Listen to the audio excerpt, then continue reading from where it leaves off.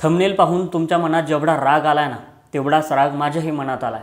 तळपायाची आग मस्तकाला गेली आहे। ज्या माणसाची नाळ शेती मातीसोबत आहे किंवा जो माणूस शेतकऱ्याचं दुःख रोज पाहतो, त्यानं जर ही बातमी पाहिली तर तो पत्रकार त्याच्या समोर आणल्याच्या नंतर तो त्याच्या कानाखाली मुस्काडल्याशिवाय राहणार नाही। आणि ही सत्य परिस्थिती आहे। काय बातम्या लिहिल्यात एकदा तुम्ही स्क्रीनवरती पहा। पहिली बातमी आहे सामनामध्ये छापलेली, गरिबांनी खायचं काय, टोमॅटो 100 रुपये किलो। आणि याच्यामध्ये महागाईला आग लागली आहे अशा पद्धतीनं झाले। टोमॅटो 100 रुपये किलो झालेत, गरिबांना खायचं काय हा सवाल या पत्रकार महोदयांनी विचारला। नाही खरं आहे पत्रकार साहेब तुमचं, कधी कधी शेतकऱ्याच्या मालाला भाव येतो त्याच्या हंगामात, म्हणजे मोजक्या ठरलेल्या काही 10-15 दिवसासाठी हा भाव आलेला असतो। 100 रुपये 150 रुपये किलोपर्यंत कांदाही जातो, टमाटेही जातात, त्याच्यात काही हे नाही। पण हे सगळं जरी असलं तरी त्या शेतकऱ्यानं एकेकाळी 2 रुपयाला टमाट्याचं कॅरेट जात होतं आणि म्हणून ते टमाट्याचं कॅरेट मार्केटला नेता येत नाही आणि म्हणून बांधावरतीच टमाटे सगळे फेकून देऊन तिथं सडले टमाटे, त्याच्या बातम्या तुम्ही पत्रकार मंडळींनी आजपर्यंत दाखवल्या नाही। त्या शेतकऱ्याचे सगळे टमाटे बांधावरती फेकलेले आहेत आणि ते बांधावरती फेकलेले असताना त्या शेतकऱ्याच्या घरातली चूल पेटली नाही। त्या गरिबानं खायचं काय हा प्रश्न तुम्हाला पडायला पाहिजे होता, हा प्रश्न तुमच्या पेपरला पडायला पाहिजे होता। तो आजपर्यंत पडला नाही आणि तुमच्या पेपरातही छापून आला नाही। मग तुम्ही पत्रकारिता नेमकी करता कशाची, नेमकं कुणासाठी पत्रकारिता करताय?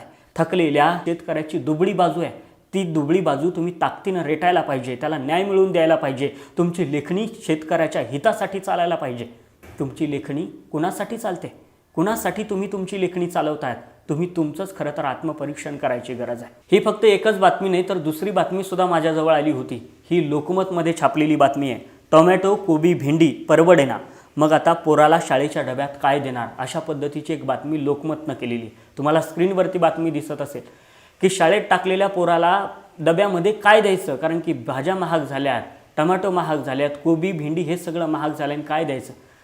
पत्रकार महोदय, साधा प्रश्न आहे की ज्या बापाला स्वतःचं पोरगं एखाद्या शाळेत टाकायसाठी 2-2, 3-3 लाखाची फीस परवडते, त्याला डब्यात द्यायला भेंडी घ्यायला पैसे नाहीत का?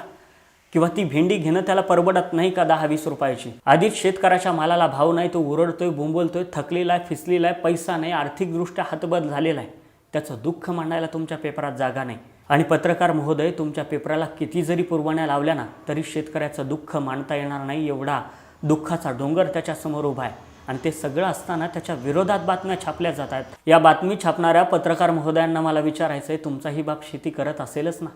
तुमच्या घरादारात पिढ्यामध्ये कुणीतरी शेती करतच असेल ना? एकदा आठवा ना डोळे झाकून त्यांचं दुःख। अरे या मातीत कितीतरी घाम गाळलाय त्यांनी आणि हे सगळं होऊन 100 रुपये किलो त्याच्या टमाट्याला भाव आला तर तुमचं जळतं, तुम्हाला नको वाटतं, त्याला तो भाव नको म्हणून अशा बातम्या छापल्या जातात की काय?